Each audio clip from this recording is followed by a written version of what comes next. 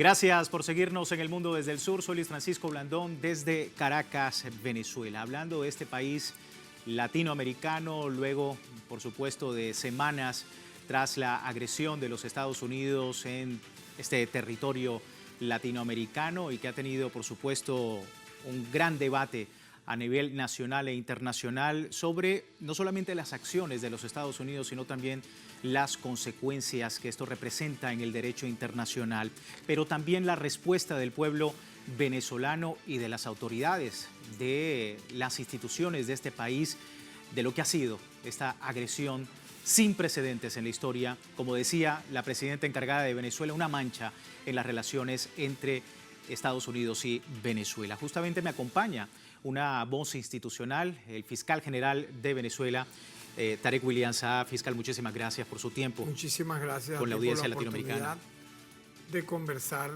ante una audiencia que espera siempre oír otras voces y no siempre, valga la redundancia, dejarse llevar por las plataformas digitales, particularmente de las transnacionales de noticias. Sí, seguramente eso más adelante lo abordamos, fiscal, si nos da el tiempo. Empezar con esto, fiscal, ¿cómo describe usted? Sabemos que han pasado semanas, pero lo sucedido el pasado 3 de enero todavía tiene mucho debate en Venezuela a partir del derecho internacional, pero ¿cómo está el Estado venezolano actuando en consecuencia? Bueno, mira, en primer lugar, lo que hay que destacar es la firmeza, la dignidad absoluta de nuestro pueblo, de la Fuerza Armada Nacional Bolivariana, de las instituciones del Estado, del movimiento popular, de los movimientos sociales y obviamente de la presidenta encargada, la doctora Delcy Rodríguez, de liderar, dirigir en función de lo que ha ocurrido, un hecho, yo lo calificaba, que no solo atentó de manera directa contra el derecho internacional, sino que lo dejó literalmente en la práctica como letra muerta, luego de haber visto la secuencia de lo que ocurrió a partir del año 2023 en Gaza ante los ojos cómplices de las grandes potencias de la tierra. No hicieron absolutamente nada para evitar una matanza y una limpieza étnica que pudo fácilmente haber matado y desaparecido entre bebés, mujeres embarazadas, niños recién nacidos, niñas, sobre todo mujeres, también mujeres, niños y niñas, para buscar la procreación en ese lugar hermoso, bíblico, profético de Palestina como es Gaza. ¿Qué hizo el mundo frente a ello? ¿Qué hizo el derecho internacional? ¿Qué hicieron los organismos vinculantes a derechos humanos o al propio Consejo de Seguridad de las Naciones Unidas para evitar eso? Y eso fue una denuncia permanente del presidente Nicolás Maduro. Si hubo un jefe de Estado que se plantó ante el planeta Tierra para denunciar este hecho, fue el presidente Nicolás Maduro en los términos que todo el mundo puede saber. Claro. El sionismo internacional tiene las manos metidas sin lugar a dudas en el secuestro del ciudadano presidente de la República, Nicolás Maduro, y de su esposa Silvia Flores, primera dama. Y obviamente, cuando yo te digo que una agonía es una metáfora. Yo he dicho que de facto, si nos vamos a los hechos, el derecho internacional ha muerto. Te coloco el parangón de Gaza, Palestina, con Venezuela. ¿Por qué? Bueno, porque tú pudieras tener, claro que sí, un catálogo de instrumentos vinculantes al derecho internacional. Obviamente que sí.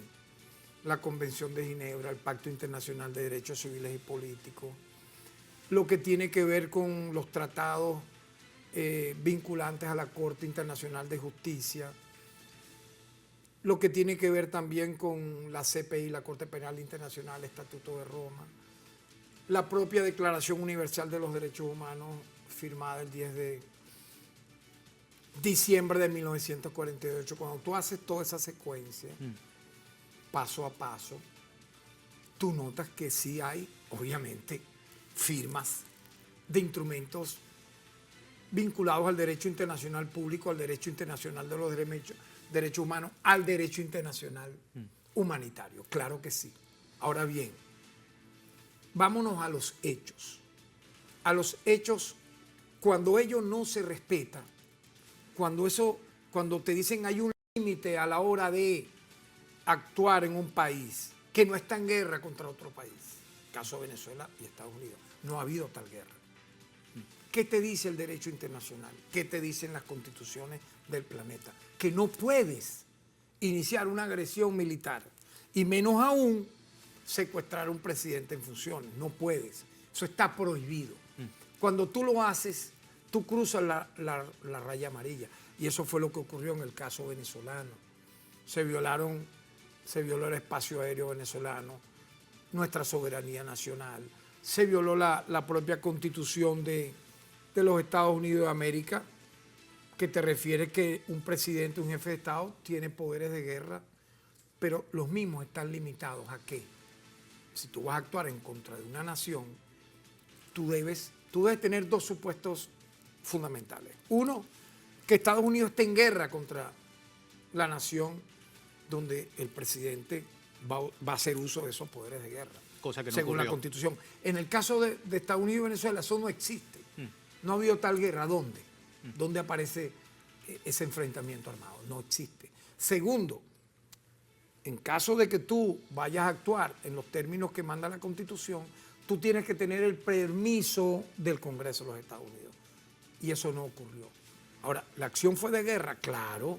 Se utilizaron aviones de combate, misiles, buques, drones, bombarderos, helicópteros. Se calcula de 100 a 120 personas asesinadas entre civiles y militares. Y obviamente culminó toda esa matanza, esa masacre, violando el derecho internacional. Según los Estados Unidos, los actos de guerra, para que tengas una idea, están limitados y tú no puedes utilizarlos porque te vulneran los principios fundamentales, que son todo esto que te he mencionado, se vulneró. Si te dice que está prohibido el uso de la fuerza, no se abstuvo Estados Unidos de hacer uso de su fuerza. Si hay una igualdad soberana de los estados, aquí no respetó Estados Unidos que Venezuela es un país soberano y todos son iguales, sean potencias o no, ante el derecho internacional. Se vulneró.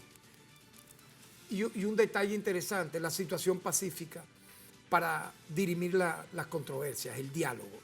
Hubo un diálogo en marcha que fue pulverizado. De hecho, hubo una llamada entre el presidente Nicolás Maduro y el presidente Donald Trump previo a estos ataques.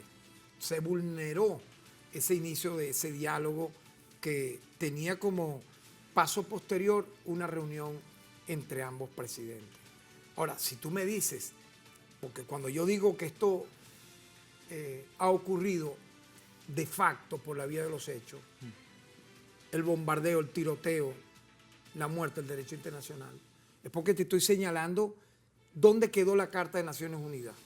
Hay un artículo, el artículo 2, numeral 4 de la Carta de Naciones Unidas, que prohíbe la amenaza o el uso de la fuerza contra la integridad territorial de una nación. Lo prohíbe expresamente.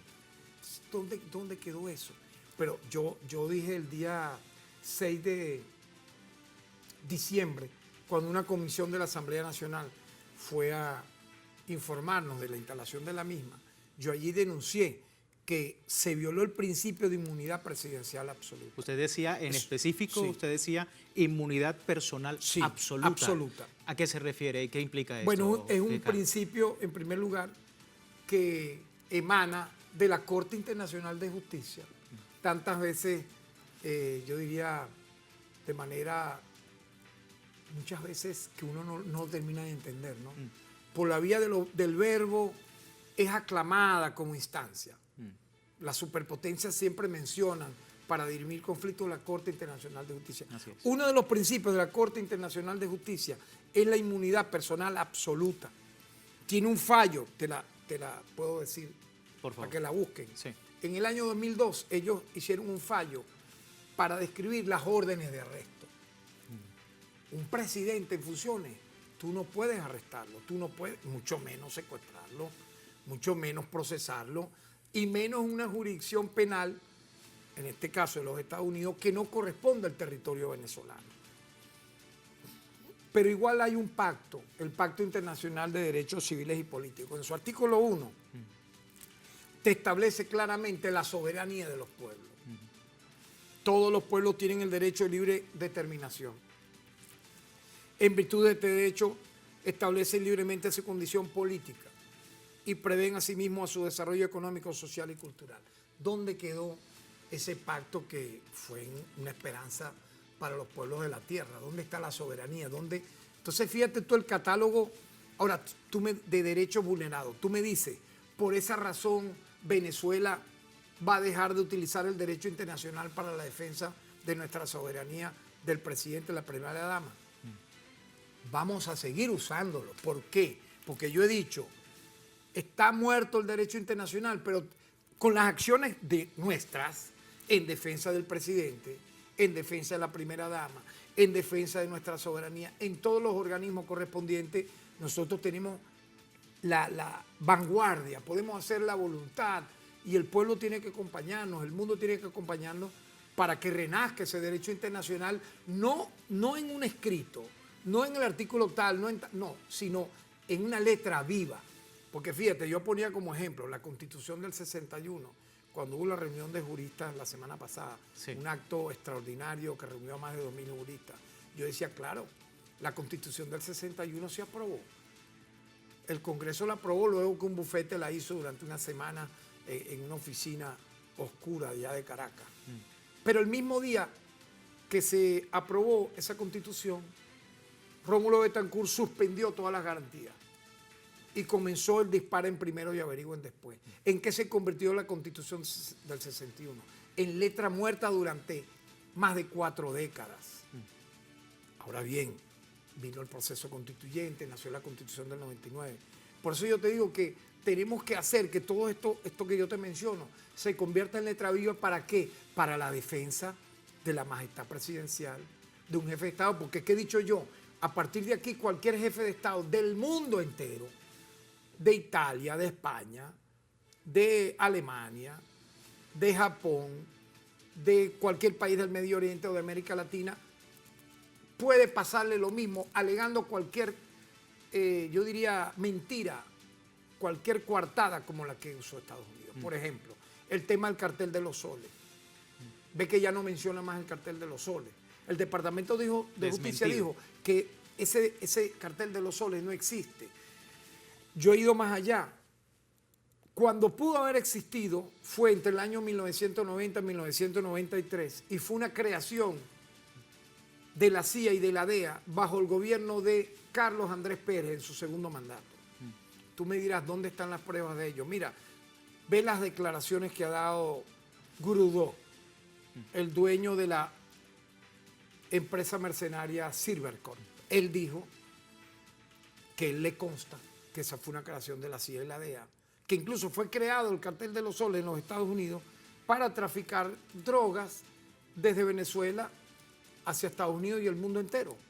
O sea, lo ha dicho alguien que es de la CIA, que fue de la CIA. Pero aparte de eso, eso está registrado.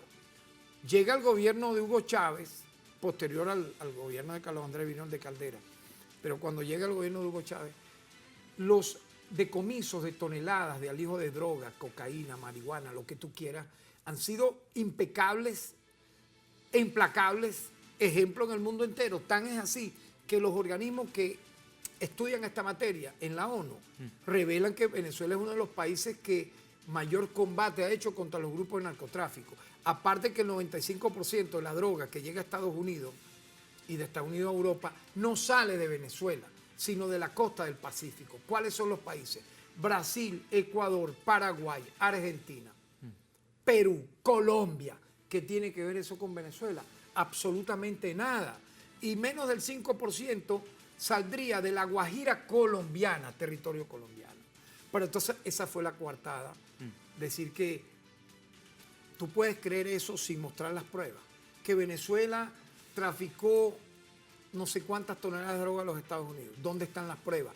Las pruebas significa audios, videos, extracciones telefónicas durante décadas que lo digan, testimonios, confesiones, detenciones sobre personas que hicieran eso, desmantelamiento de carteles en Venezuela que pudieran decírtelo algo como eso, y no existe. Al no existir, ¿qué es? Una coartada, una operación de falsa bandera para justificar esto último que ha ocurrido, que en verdad no tiene precedentes en la historia de la humanidad. Esto no se parece ni a lo que pasó en Irak, ni en Libia, ni en Panamá. Yo diría que es una mezcla de los tres escenarios. Una mezcla de los tres escenarios. Irak y Libia por el tema de apoderarse del petróleo. El uso de la fuerza. Afortunadamente Venezuela es un país de paz y ha evitado el tierra arrasada. Tal vez eso era lo que quería el enemigo imperial y la extrema derecha, que se generase una quemazón del país completo, de todas sus infraestructuras, violencia. Más bien el pueblo ha tenido la dignidad, la serenidad, el estoicismo de mantenerse de pie y no llegar a esos niveles que permitió a los Estados Unidos no solo la ocupación militar. Fíjate que hasta ahorita hay tropas saliendo de Irak, hasta ahorita. Correcto. Después del 1991 fue primera fase de la invasión de Estados Unidos de Irak. La segunda fue en el 2003, que fue la peor, en tanto generó todo lo que ya sabemos. Sí. Mira cuánto tiempo ha pasado. 35 años posteriormente a ello. Es que están saliendo supuestamente las últimas tropas estadounidenses de Irak. En Libia ocurrió lo mismo. En Panamá utilizaron el bombardeo, mataron a 2000 y tantas personas y se llevaron secuestrado a alguien que no era presidente en funciones, no había sido electo, en este caso Noriega, que hasta hacía un tiempo era un agente de la CIA vinculado a los Estados Unidos. Pero entonces en el caso venezolano es como todo junto a la vez.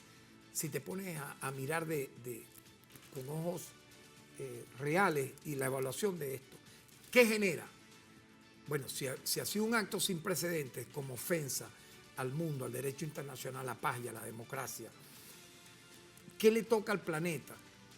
Llamar no solo a un diálogo, sino imponer. Mira, yo sé que uno cuando habla así, mucha gente es incrédula, pero es que no nos queda otro mecanismo. Apoyar a la presidenta encargada, doctora Delcy Rodríguez, en todos los planes que tiene para esa diplomacia de paz con el mundo entero.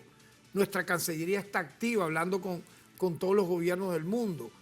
Ha habido condenas, pero eso no basta, si me permites. Yo creo que cuando se habla, por ejemplo, ¿cuántas veces no se habló del Estatuto de Roma, de la Corte Penal Internacional? Tú sabes esta acción que implicó un crimen de agresión. Se violó el artículo 8 del Estatuto de Roma, que tanto nombran gente vinculada supuestamente, entre comillas, a los derechos humanos. Mira, una gran decepción en el mundo deben tener los activistas de derechos humanos al ver muchas ONG nacionales e internacionales actuando literalmente, por más que ellos lanzan un comunicado y en medio del comunicado hay 2 líneas diciendo que no están de acuerdo con el secuestro del presidente Nicolás Maduro, pero todo lo demás es justificar la narrativa, porque ellos fueron los que abrieron las puertas a estas circunstancias, diciendo que en Venezuela no había democracia, que en Venezuela era un país, un Estado fallido, cuando era todo lo contrario. Fíjate los niveles, a pesar de, pero no te hablaban del bloqueo, 1100 sanciones coercitivas unilaterales.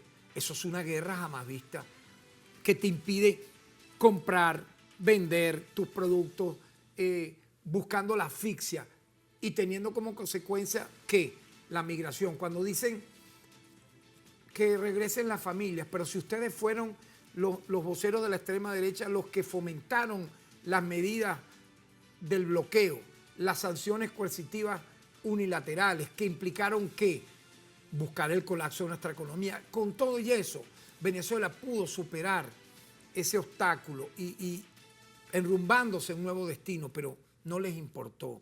Igualmente, como te señalé, cuando tú te pones a ver de 100 a 120 ciudadanos venezolanos inocentes, había señoras, adultas mayores, niños durmiendo a esa hora, fueron asesinados. Aparte de los miembros de la Fuerza Armada Nacional Bolivariana y el Cuerpo de Seguridad, en base a un convenio Cuba-Venezuela, había también oficiales cubanos heroicamente, digamos, asesinados en combate. Eso no fue, como han querido decir en una narrativa, un acuerdo, una entrega. ¿Cómo va a haber un acuerdo y una entrega con 120 civiles y militares asesinados? Con personas rematadas en el piso. Nosotros tenemos 5 fiscales nacionales investigando estos hechos porque el mundo tiene que conocerlos y tiene que despertar. Y yo allá voy como una conclusión de esta primera parte de tu programa. ¿En qué concluye todo esto que te menciono? En una exigencia inequívoca, única. La libertad incondicional del presidente Nicolás Maduro y la diputada y primera dama Cilia Flores. No olvidemos que la doctora Cilia Flores es diputada, electa. Claro. Y también tiene inmunidad. Y se violentó todo eso. Eso se disolvió a pedazos. Mira, los que apoyan eso creen que pueden estar como que no les va a pasar nunca nada. Ellos creerán que están escudados, que están ya como que lejanos a una acción. Mira, toda acción tiene una reacción. El karma negativo existe, ¿no? Tú cosechas lo que siembras. Y mira, así como uno denuncia la agresión estadounidense en los términos que te lo he dicho, yo denuncio todos esos factores de la extrema derecha que le abrieron las puertas a esta situación. Donde murieron, ve que nunca hablan de los civiles y militares asesinados, como que no existieran, como si fueran menos que un objeto. Nosotros los reivindicamos, nosotros pensamos, creemos y estamos convencidos que en base a todo esto el derecho internacional tiene que resurgir.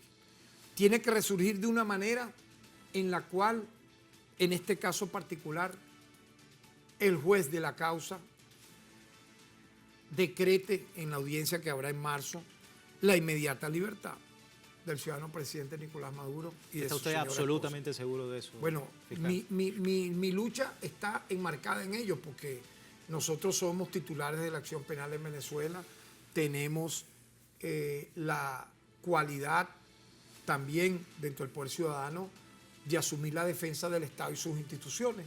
Claro. Y en este caso, Nicolás Maduro es el jefe del Estado, que fue electo el 28 de julio del año 2024. Ellos nunca pudieron desmentir dicha elección. Colgaron en una página que a las 48 horas la quitaron, no sé si te recuerdas, unas actas que eran repetidas. O sea, una persona aparecía 4 veces votando ahí y votando por alguien que no era su candidato. Eso fue denunciado en su momento. Por eso la quitaron a los 2 días. ¿Cómo es posible eso? Ellos pudieron haber entregado al CNE las presuntas actas reales. No entregaron nada, porque no tenían nada. Pero esa fue la excusa para comenzar toda esta narrativa a partir de julio del año 2024 y culminar con esta acción que ha colocado al mundo a la intemperie, ¿no? Por eso yo creo que tenemos que alzar nuestra voz. El mundo en Estados Unidos, hay gente que está en contra de todo esto que ocurrió. Fíjate, el Congreso de Estados Unidos está totalmente dividido. Los mismos republicanos se han manifestado en contra de ellos, los demócratas, porque entonces estamos retrocediendo ¿a dónde? ¿A dónde? O sea, si mañana cualquier país que tenga una riqueza, entonces un imperio hegemón dice, quiero apoderarme del petróleo, del coltán, del litio que tiene ese país, de las, como llaman ellos, tierras raras. Ahora el punto de focal está en Groenlandia, pero veamos por qué. Groenlandia, para lo que es la guerra de las cañoneras, no la diplomacia de la cañonera, la guerra de las cañoneras, lo que es la multipolaridad enfocada en varias secuencias y lugares de guerra, escenarios de guerra. Groenlandia es un punto clave para atacar a la Unión Soviética, a la Rusia, a la Federación Rusa, por los que no lo sabían. Entonces, olvídate que nada más es que no, que ¿cómo es eso? Bueno, ponte que tenga oro, que tenga minerales, eso es de Groenlandia. Entonces no te vas a apoderar de eso para dominar ¿qué? Territorialmente ese lugar y entonces atacar a China, atacar a Rusia. Entonces, ¿el mundo va a terminar a dónde?